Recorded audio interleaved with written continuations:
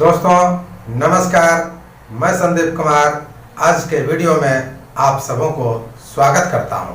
तो आज का हमारा वीडियो माओरी जनजाति से है। दोस्तों हमारे वीडियो से जुड़े रहने के लिए और सबसे पहले नोटिफिकेशन पाने के लिए आप वीडियो को सब्सक्राइब जरूर करेंगे और पसंद आए तो लाइक और शेयर भी जरूर करेंगे। तो आज का जो है हमारा टॉपिक माओरी जनजाति से संबंधित टॉपिक है। दोस्तों तो माओरी जनजाति न्यूजीलैंड में बसने वाली एक प्रमुख जनजाति है।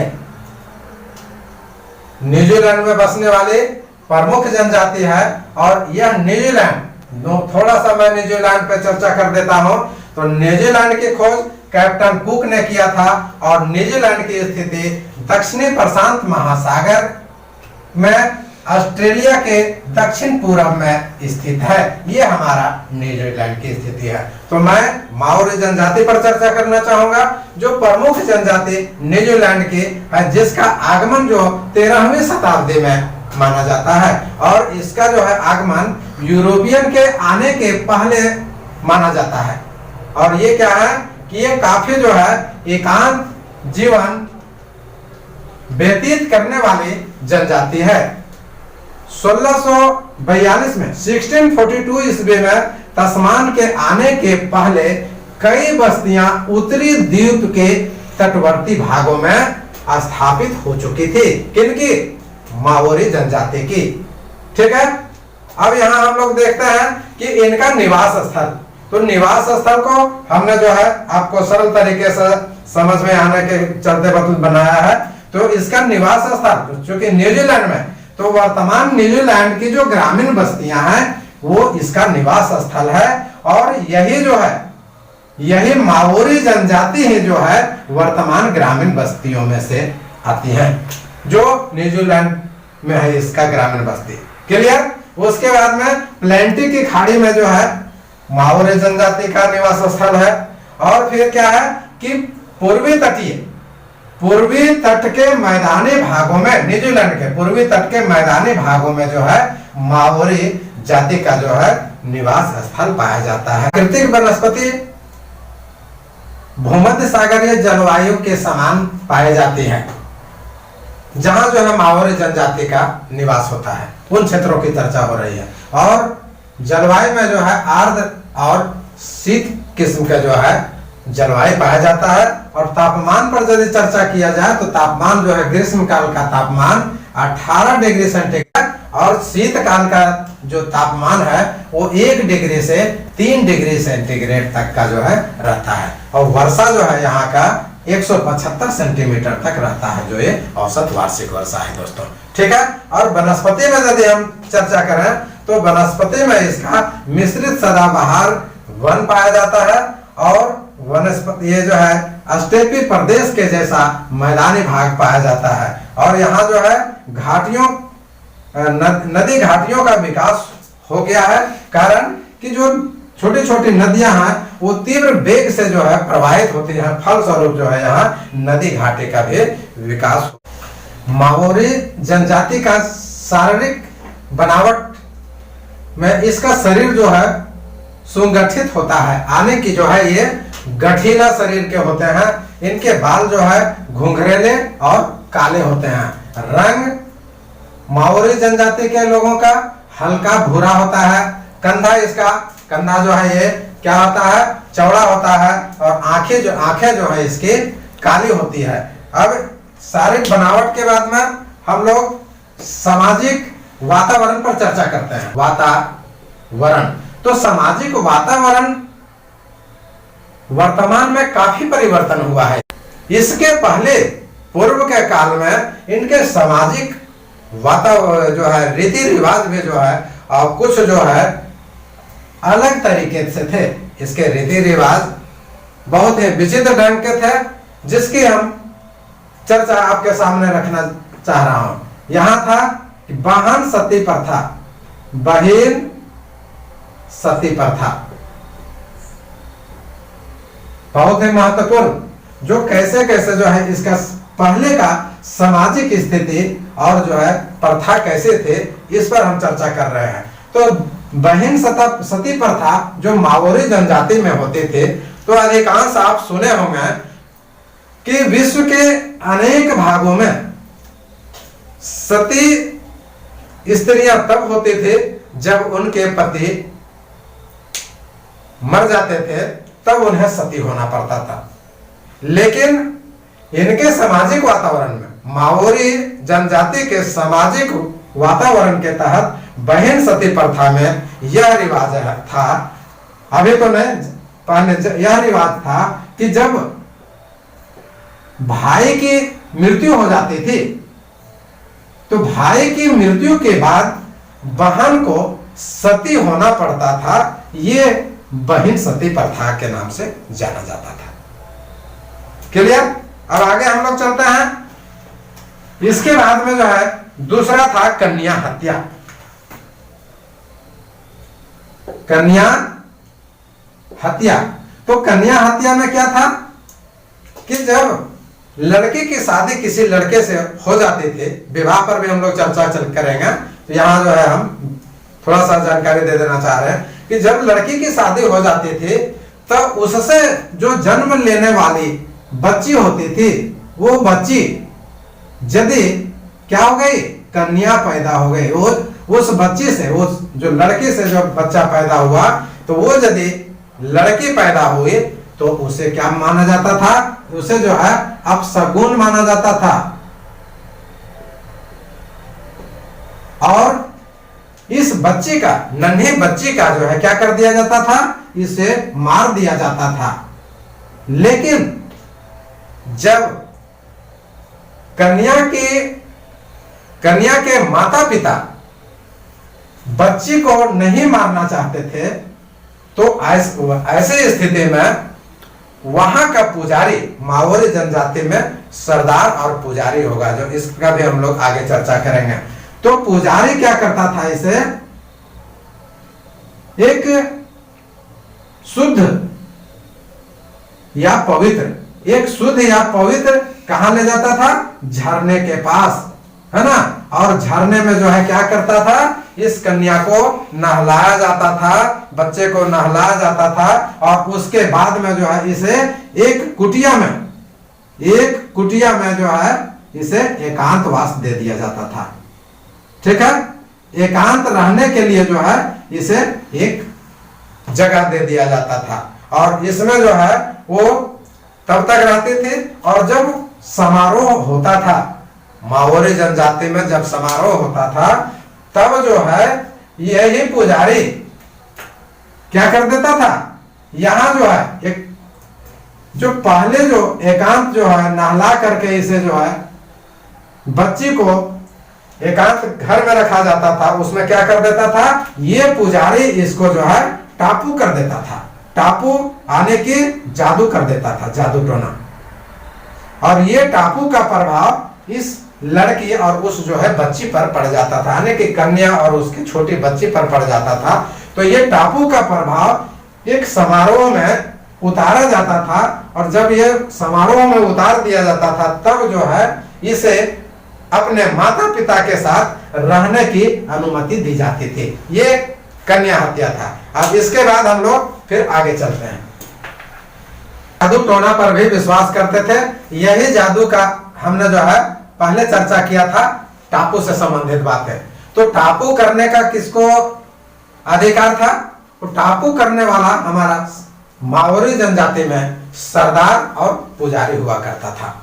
तो किसी व्यक्ति पर ये टापू कर देते थे, माओरी जनजाति में सरदार और पुजारी के द्वारा किसी व्यक्ति पर टापू कर दिया जाता था, तो वह व्यक्ति क्या हो जाता था, वह व्यक्ति बिल्कुल पवित्र हो जाता था। और यानी कि जिस पर टापू किया जाता था वो व्यक्ति पवित्र हो जाता था, और इस व्यक्ति को जो छूता था, तो व्यक्ति छूने वाला व्यक्ति भी जो है वो भी पवित्र हो जाता था। उसमें जो निम्न किस्म का व्यक्ति होता था, निम्न किस्म का व्यक्ति होता था, वो यदि टापू किए हुए व्यक्ति को छू देता तो उसकी जो है क्या हो जाती थी, मृत्यु हो जाती थी। ऐसा जो है प्रचलन माओरी जनजाति में था। ये यहाँ स्पष्ट हो गया आपको।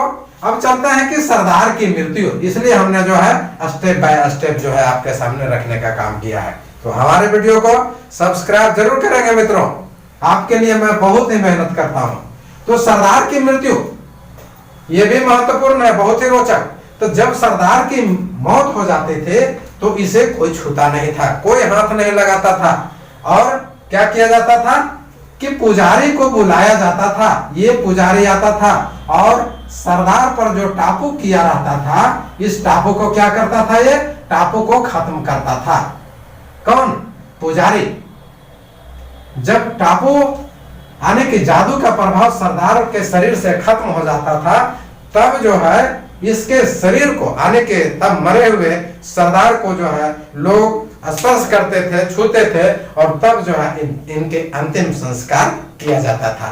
और इसके बाद में जो है जादू टोना के बाद हम लोग इसी में आएंगे कि माओरी जनजाति के लोग बहुत ही अनुशासन प्रिय होते हैं, और ये अनुशासन को किसी भी परिस्थिति में भंग नहीं करना चाहते हैं।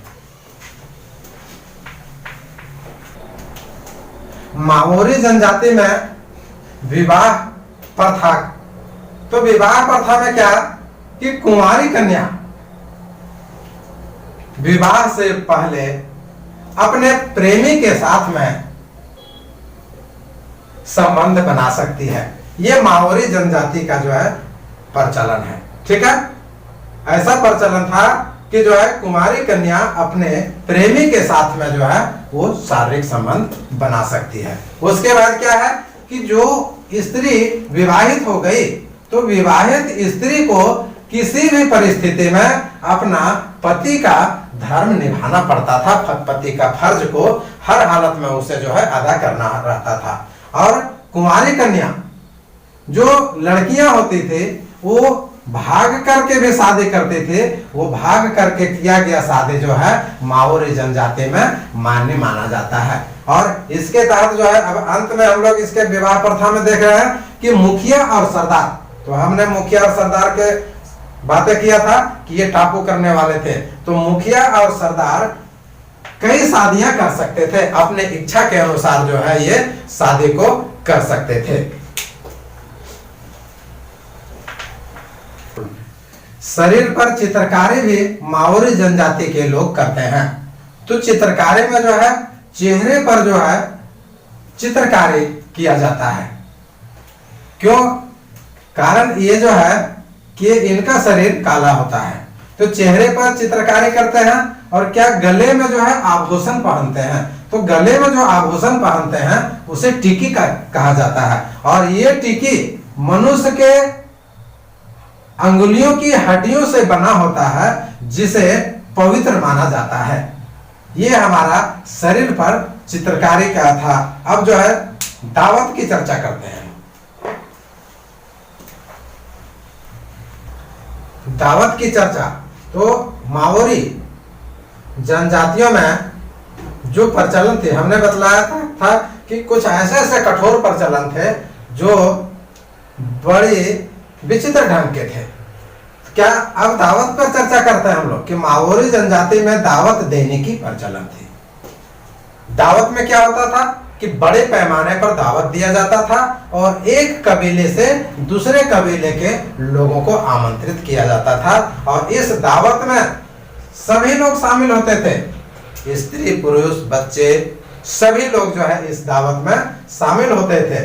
ऐसा एक उदाहरण अब मिलता है देखने को कि 1836 ईस्वी में 1836 ईस्वी में माओरी जनजाति के द्वारा अतिथियों के लिए एक दावत दिया गया था। यानी एक कबीले वाले ने दूसरे कबीले वाले को दावत दिया था। तो इसमें जो है कई कबीले के शामिल होते थे। तो क्या है कि उस दावत में क्या क्या व्यवस्था किया गया था उस पर हम लोग निगाह डालते हैं। तो आलूओं की 8000 टोकरियां उस दावत में पेश की गई थी। आलू की टोकरी कितने थे? 8000 आलू की टोकरियां थे। मछली जो थी वो 5 लाख मछलियां थी, 5 लाख मछलियां। और सुअर जो थे 800 सुअर। उसके बाद में तंबाकू के 15 बोरे। ये सभी को क्या किया गया था? अतिथियों के समक्ष दावत के रूप में इसे प्रस्तुत किया गया था, पेश किया गया था। ये हमारे माओरी जनजाति के दावत से संबंधित था दोस्तों। अब हम लोग इस पर चलते हैं व्यवसाय। तो माओरी जनजाति में कुछ विशेष वैसा नहीं है। व्यवसाय में जो है ये पशुपालक हैं, पशुपालन का काम करते हैं और यही पशु से जो भेड़ बकरियां आदि का पालन करते हैं, तो इससे क्या करते हैं, ये ऊन की प्राप्ति करते हैं और फिर जो है मांस की प्राप्ति करते हैं, दूध की प्राप्ति करते हैं। ये जनजाति की जनसंख्या में हम निगाह डालें तो न्यूजीलैंड में लगभग 70% जनजाति के लोग जो हैं वो कहा, उत्तरी द्वीप के उत्तरी ऑकलैंड में रहते हैं। ठीक है, अब इसका जो है हम एक आंकड़ा बतला दे रहे हैं कि इसके जो है आबादी क्या है, उस पर देखते हैं। तो वर्ष हमने दिया है 1991 में इसकी जनसंख्या 2,38,600 थी, जो 1995 में जो है 2,62,700 हुई, 2000 ईस्वी में 2,90,900 हुई, 2005 ईस्वी में 3,14,500 हो गई, 2010 ईस्वी में 3,34,900 हुई और 2016 ईस्वी में 3,70,400 इनकी आबादी थी। इस प्रकार जो है हम इस आंकड़े के अनुसार देखें तो इनकी आबादी जो है कुछ बढ़ती है नजर आ रही है। अब यहाँ अंत में देखते हैं कि माओरी जनजाति के लोग अधिकांश जो है वो नास्तिक होते हैं, आस्तिक नहीं, नास्तिक होते हैं। ये धर्म या किसी और अन्य चीज पर विश्वास नहीं करते हैं, लेकिन फिर भी ये ईसाई धर्म और रातना माओरी धर्म को मानते हैं। और इनकी जो भाषा है, जो अपने जो है बोलचाल का जो है भाषा है, वो जो है माओरी और अंग्रेजी को ये प्रयोग में लाते हैं। और अर्थव्यवस्था के अंतर्गत हमने चर्चा किया कि पशुपालक हैं और भेड़ बकरियां जो पालते हैं उसी से जो है दूध और मांस आदि की प्राप्ति करते हैं। और यदि सिंचाई युक्त जमीन उपलब्ध होती है तो उस जगह में जो है ये सब कृषि करते हैं। तो आज का वीडियो इतना ही दोस्तों, बहुत बहुत